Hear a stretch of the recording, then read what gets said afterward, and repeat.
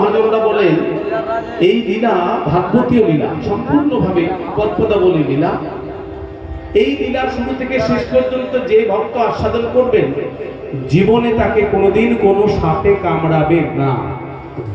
এইবার গান শুনতে এসে কেউ যদি মোবাইল ঘাটে, গান শুনতে এসে যদি মাঝপথে উঠে চলে যান, গান শুনতে এসে যদি একজনের সাথে আরেকজন গল্প গুজব করেন, মানে লীলা আস্বাদন ঠিক মতো না করেন, তার কি হবে? তার জন্য কীর্তনিয়া স্বরূপ ফল কিন্তু কিছু জানে না। এবার কালীয় দমন লীলার যুব শিক্ষাটা আপনারা শুনুন। একটু সামনে চলে আসুন না, পেছনে অনেক ভক্তরা যারা বসার সুযোগ পাচ্ছে না। বৃন্দাবন 84 ক্রোশ ব্যাপী বৃন্দাবন, সেই বৃন্দাবনে 12খানা বন, সেই বৃন্দাবনে যমুনা, সেই বৃন্দাবনে গিরি গোবর্ধন, সেই বৃন্দাবনে যমুনার দক্ষিণ ভাগের যে সেই দয়ের নাম হচ্ছে কালীদহ। সেই কালীদহে কালো রঙের বিশাল আকার একটা সাপ সমস্ত ব্রজবাসীকে একবারে অতিষ্ঠ করে তুলেছে। বৃন্দাবনের অনেক ক্ষতি করছে সেই কালীনাগ। গোবিন্দ আমার সেই কালীনাগকে দমন করলেন। কালীনাগকে দমন করে বৃন্দাবনকে করলেন প্রেমের লীলাভূমি, ভক্তির লীলাভূমি। এবার জীব শিক্ষাটা একটু মন দিয়ে শুনবেন ভক্ত মন্দিরে মায়েরা। এই দেহটাও তো বৃন্দাবন, এই দেহটাও বৃন্দাবন। এই দেহ বৃন্দাবনে 12খানা বন কোথায়? এই বৃন্দাবনে 84 কোথায়? দেখুন, বৃন্দাবন যেমন 84 ক্রোশ ব্যাপী, এই দেহ বৃন্দাবনে 84 আছে। হাতে মাপ করলে যেমন 3.5 হাত হয়, আঙ্গুলে মাপ করলে হয় 84 আঙ্গুল। প্রত্যেক মানুষ নিজের আঙ্গুলের 84 আঙ্গুল ব্যাপী তার সম্পূর্ণ দেহ। তাহলে দেহ বৃন্দাবনও 84 আছে গো। এই দেহ বৃন্দাবনে 12খানা বন কোথায়? বৈষ্ণবরা তিলক ধারণ করেন 12খানা জায়গায়, দ্বাদশ অঙ্গে তিলক ধারণ করেন। সেই দ্বাদশ অঙ্গই হলো দেহ বৃন্দাবনের দ্বাদশ বন। আর দেহ বৃন্দাবনের গিরি গোবর্ধন কোনটা? এই মস্তক, এটাকে গিরি গোবর্ধন বলে আখ্যা দেওয়া হয়েছে। দেহ বৃন্দাবনের যমুনা কোনটা? এই যে পেট, উদর, এটাকে দেহ বৃন্দাবনের যমুনা বলে আখ্যা দেওয়া হয়েছে। সেই দেহ বৃন্দাবনে যমুনার নিম্নাংশ, যেটাকে বলি আমরা তলপেট, সেই তলপেটে কামরূপী কালীনাগ বাস করেন। হৃদয় গৌর হরির কামরূপী কালীনাগ। সেই কামরূপী কালীনাগকে তুমিও দমন করো। গোবিন্দ আমার কালিয়া দমন করে জীবকে শিক্ষা দিলেন, এই কলিহত জীব, তুমিও তোমার কামরূপী কালীনাগকে দমন করো। গোবিন্দ আমার নিজের মুখে বললেন, আমার ভক্তের মধ্যে যদি কোনো ভক্তের কাম রূপু বেশি থাকে তাহলে আমার চরণ পর্যন্ত আসতে পারবে না। নিষ্কাম হইয়া করো কৃষ্ণের ভজন, তবেই তুমি পাবে সেই কৃষ্ণের চরণ। আর সেটা বলতে গেলে একটা উপমা দিতে হয়। বিশ্বকবি রবীন্দ্রনাথের একটা ছড়া পড়েছিলাম ছোটবেলায়, আপনারাও পড়েছেন, আমরাও পড়েছি। আর এখনকার দিনে ছেলেমেয়েরা তো ইংলিশ মিডিয়াম স্কুলে পড়ে, তাই এরা খুব একটা জানে না। আমরা পড়েছি, দেখুন তো আপনারা পড়েছেন কিনা। বিশ্বকবি রবীন্দ্রনাথের সেই হাট কবিতাটা, কুমোর পাড়ার গরুর গাড়ি, যারা যারা পড়েছেন একটু হাত তুলুন। অনেকে পড়েছেন। কুমোর পাড়ার গরুর গাড়ি, মনে আছে কবিতাটা? বোঝাই করা কলসি হাড়ি। আচ্ছা, রাধে রাধে। সেখান থেকে পাওয়া যায় যে কামনা বাসনা শূন্য না হলে গোবিন্দ পাওয়া যায় না। যেদিন পড়েছিলাম সেদিন ছোট ছিলাম, মানেটা খুব একটা বুঝিনি, আজ একটু বোঝার চেষ্টা করি। তবে একটা কথা বলি, যার যেমন ভাব তার তেমন লাভ। আমি ওই কবিতাটা পড়ে যে ভাবে বিভাবিত হয়েছে সেই কথাটা আপনাদের কাছে তুলে ধরছি। কুমোর পাড়ার গরুর গাড়ি, বোঝাই করা কলসি হাড়ি। এই দেহটাই তো গরুর গাড়ি গো, এই দেহটাই গরুর গাড়ি। এই দেহ গরুর গাড়িতে কত রকমের হাড়ি কলসিগুলো বোঝাই করা আছে। সংসারে ত্রিতাপ জ্বালা, আধ্যাত্মিক, আদিদৈবিক, আদিভৌতিক, কাম, ক্রোধ, লোভ, মোহ, মদ, মাৎসর্য, কত রকমের হাড়ি কলসিগুলো বোঝাই করা আছে। এই দেহ গরুর গাড়ি থেকে বোঝা কি নেমেছে গো মা? নেমেছে? চিন্তার শেষ নাই। ত্রিতাপ জ্বালার বোঝা নামেনি, এই দেহ গরুর গাড়ি থেকে বোঝা নামেনি। আবার আমরা এটাও জানি এই দেহটা মাটির দেহ, এ দেহ ভেঙে হয় রে মাটি, মাটিতে হয় দেহ,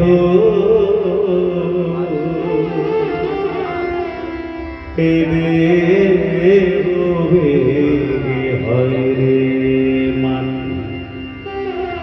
মাটিতে হয় দেহ। যে কুমোর গড়ে এই দেহ তা খোঁজ নিল না কেহ রে ভাই, তার খোঁজ নিল না কেহ। এই দেহ ভেঙে হয় রে মাটি, মাটিতে হয় দেহ। পঞ্চভূতের দ্বারা মানুষ সৃষ্টি। যখন মরে যায় শ্মশানে যখন পুড়িয়ে দেওয়া হয় আমাদেরকে, পাঁচটা জিনিস পাঁচটাতে মিলে যায়। পুড়ে থাকে যেটা, সেটা কি? ছাই। ওই ছাইটা তো মাটির সঙ্গে মিশে যায়, আবার কবর দিলে কিছুদিন পর মাটির সঙ্গে মিশে যায়। দেহ ভেঙে হয় রে মাটি, মাটিতে হয় দেহ। এ কুমোর, যে কুমোর গড়ে এই দেহ তার খোঁজ নিল না কেহ রে ভাই, তার খোঁজ নিল না কেহ। মাতৃগর্ভে যখন আমরা ছিলাম আমাদের সাথে কার সম্বন্ধ ছিল গো? ঘরের আত্মীয় স্বজনের কারোর সাথে আমাদের সম্বন্ধ ছিল কি? না। যিনি গড়ছেন তার সাথে আমাদের মাতৃগর্ভের সম্বন্ধ। তিনি কে? যিনি গড়েন এই মাটির দেহ, যিনি গড়েন তিনি হলেন কুমোর। আর সেই কুমোররা যে পাড়াতে থাকে সেই পাড়াটার নাম কুমোর পাড়া। তাহলে আসল কুমোর পাড়া কোনটা? গোলক বৈকুণ্ঠ ধাম। কুমোর হলেন পরম করুণাময় ঈশ্বর, আমাদেরকে তিলে তিলে গড়ছেন। আমরা বারবার বলেছি মাতৃগর্ভ থেকে, গর্ভবাসং মহাদুঃখং ত্রাহি মা মধুসূদনম ত্রাহি মা। আমাকেও তুমি মাঠে নিয়ে চলো, যেভাবে সবাইকে দিয়ে গেলে। সেই কুমোর আমাদেরকে গড়তে গড়তে বলেছে, দাঁড়া তোমাকেও নিয়ে যাব, ভালো করে তোমাকে গড়ে দিই। সুন্দর মুখ, সুন্দর নাক, কান, চোখ, মুখ, হাত, পা সুন্দরভাবে গড়লেন। গড়তে গড়তে আমাদেরকে সেই কুমোরটা মাতৃগর্ভে বলেছিলেন, বাবা তোমাকে যে 10 মাস 10 দিন ধরে আমি এত যত্ন সহকারে গড়ে দিচ্ছি, তোমাকে যখন পাঠাবো ভবে, ওই ভব সংসারে গিয়ে তুমি আমাকে ভুলে যাবে না তো? তখন আমরা মাতৃগর্ভের থেকেই বলেছিলাম, না ঠাকুর তোমাকে কি ভুলতে পারি? তুমি এত সুন্দর করে 10 মাস 10 দিন ধরে আমাকে গড়ে তুললে, তোমাকে ভুলবো না। ভবে গিয়ে তোমার গুণানুকীর্তন করব। কিন্তু হায় রে কপাল, যেই না ভূমিষ্ঠ হলাম, যেই না জগৎ সংসারে, যেই না মায়ার সংসারে এলাম, একটু বড় হতে না হতেই কে গড়েছেন সেই কুমোরটাকে আমরা ভুলেই গেলাম। যে কুমোর গড়ে এই দেহ তার খোঁজ নিল না কেহ। দিনান্তে আমরা একবার তার নাম করছি না, দিনান্তে একবার তার খোঁজ করছি না। আমরা কত কাজ করি, সারাদিনে কতবার মোবাইল ঘাঁটি গো, সারাদিনে কত রকমের টিভির সিরিয়াল দেখি, কিন্তু তাকে আমরা ডাক্তার সময় পাই না। কুমোর পাড়ার গরুর গাড়ি বোঝাই করা পড়ছে, বুঝতে পারলেন? তারপর কি কথাটা জোরে বলবেন, আমি আবার কদিন ধরে কম শুনতে পাচ্ছি। তারপর কি গো? কুমোর পাড়ার গরুর গাড়ি বোঝাই করা পড়ছে, আর তারপর একটু জোরে বলুন। গাড়ি চালায় বংশীবাদন, হরি বল। এই গরুর গাড়িটা আপনিও চালাচ্ছেন না, আমিও চালাচ্ছি না। কে চালাচ্ছে? বংশীবদন, যার বদনে বংশী আছে, অর্থাৎ শ্রীকৃষ্ণচন্দ্র আমাদেরকে চালাচ্ছেন। আচ্ছা, একবার মনে হয় না যিনি চালাচ্ছেন তিনি তো ভালো ড্রাইভার, তাই না? ভালো ড্রাইভার যদি থাকে, আপনি গাড়িতে বসে চোখ বন্ধ করে ঘুমিয়ে যান, সঠিক সময় আপনাকে গন্তব্যস্থলে পৌঁছে দেবেন, মনে হয় না? আর এই ড্রাইভারটা ভালো না খারাপ? ত্রিভুবনে এমন ড্রাইভার আছে নাকি? জগৎ সংসারে এমন ড্রাইভার আছে নাকি? গাড়ি চালায় বংশীবদন, শ্রীকৃষ্ণচন্দ্র গাড়িটা চালাচ্ছেন, তবু আমাদের ভয়, তবু আমাদের চিন্তা, আমরা গন্তব্যস্থলে যেতে পারবো কি না। তবু আমরা গন্তব্যস্থলে যেতে পারছি না। কেন যেতে পারছি না? বিশ্বকবি রবীন্দ্রনাথ পরের লাইনে লিখে দিলেন, গাড়ি চালায় বংশীবদন, তারপরের লাইনটা কি গো দাদা? সঙ্গে যে যায় ভাগ্নে মদন।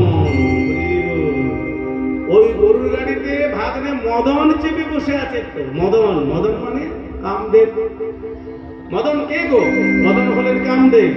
তার 5টি বাণ আছে, মদন, মদন, শোষণ, স্তম্ভনা, মোহন। এই পঞ্চস্বরের প্রভাবে মদন ত্রিলোক বিজয়ী, আর কামের থেকে কেউ রেহাই পায়নি। দেবতা, গন্ধর্ব, যক্ষ, রক্ষ, নর, বানর, কীট, পতঙ্গ, পশু পাখি, কামের থেকে কেউ রেহাই পায়নি। তাই যতদিন ওই গরুর গাড়িতে ভাগ্নে মদন চেপে থাকবে, ততদিন আমরা গন্তব্যস্থলে পৌঁছাতে পারবো না। গন্তব্যস্থলে পৌঁছাতে গেলে আমাকে ওই মদনকে নামাতেই হবে, অর্থাৎ কাম শূন্য হতেই হবে। কামনা বাসনা শূন্য না হলে গোবিন্দ পাওয়া যায় না। নিতাই গৌর হরি কালী বিরিয়া বিদাহে কালী নাগে তাহে কালী বিরিয়া বিদাহে কালী নাগে তাহে কালী বিরিয়া